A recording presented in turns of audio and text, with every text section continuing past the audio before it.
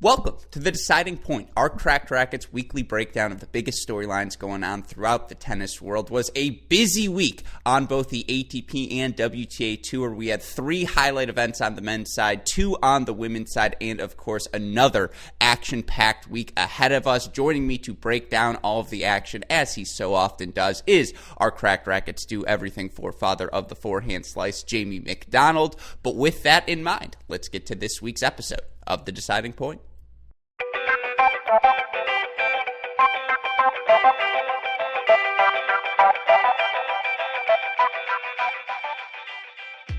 All right, Jamie, I want to spend some time talking about the South American clay court swing because we've had 3 ATP 250 events swing through South America, 3 different champions across the 3 weeks now. I don't think it's going to surprise anyone to learn that Diego Schwartzman, competing on the clay, able to win one of the titles. Now, it was his first title on his home soil of Argentina, which is always a cool thing, but he captured one of the 3 titles. You also had Christian Garin, who has made a living at the South American clay court events, earning his title last week in Santiago. But there are always some funky runs come this time of year. We did get that in the opening week as Juan Manuel Cerundolo, the talented 19-year-old Argentinian, able to not only win his first ATP match, but win his first ATP title in the same event. And that got me thinking, and I called you beforehand, and you were like, yes, let's explore this topic on today's show.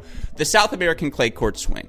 What is its relevance to the ATP schedule? It's always happening simultaneously to the indoor hardcourt events in Europe. It happens in the build-up to the Sunshine Swing, Indian Wells, and the Miami Masters. Now, of course, there is no Indian Wells this year. We are still playing amidst a pandemic, and I suppose any event on the schedule is a good thing for us tennis fans. But Jamie, my question to you is, twofold. A, how much relevance do you put in the South American clay court swing? B, do you think it's located in the right part of the schedule? Yeah, so I have mixed feelings about this portion of the season in general. To answer your first question, I think it really depends on the player. There are some times where I can be like, yeah, okay, a great clay courter won and did something, and to me, I can kind of brush that off. And that's not disrespect to that draw or what's going on, but sometimes, am I going to put as much weight or as much stock in a result down there as I would with the other big events going on right now? I just don't know. And look, I love clay court tennis, so this is a really fun break for me. It's really fun to bounce back and forth between an indoor hard court and a clay court. I really enjoy that as a tennis fan, but in terms of what I think, projecting from those tournaments into the rest of the year, I don't know. In some cases, like a Christian Garin, I think, you see it, and the question always becomes, and one that we try to talk about is, okay, we saw it on the clay. What does it mean for the rest of the season? We're consistently asking that question. And so I think it's good for setting those up. It maybe allows us to see players in a different light. It allows lower ranked players an opportunity. But much further than that, I have a hard time determining, and saying, hey, this is really important. And then to answer your second question, excuse me, that was long-winded on A, but part B. No, I love it. I don't know, because I don't really have a good solution. You think about the rest of the ATP calendar, I don't know where else you'd put it, quite honestly. Yeah.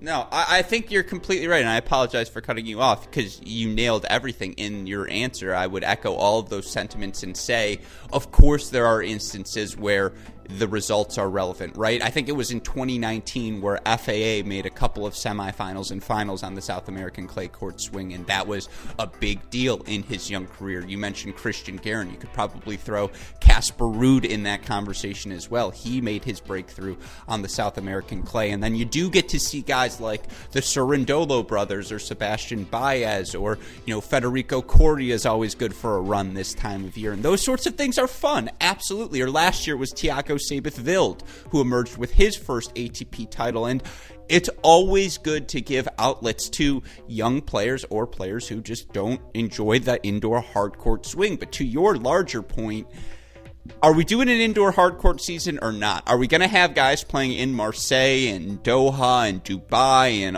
Provence all simultaneously? Because if we're doing that, the pools of these ATP events, it just doesn't always feel right to call them a 250, right? Because and if you're offering 250 points but these draws are featuring a majority of players, ranked between 75 and 125.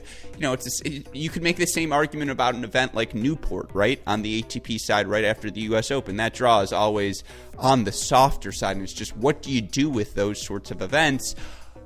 It's a tricky situation. In a pandemic, I say you try and roll out as many events as possible. In an ideal situation, why not just play the South American clay court swing simultaneously to the European one?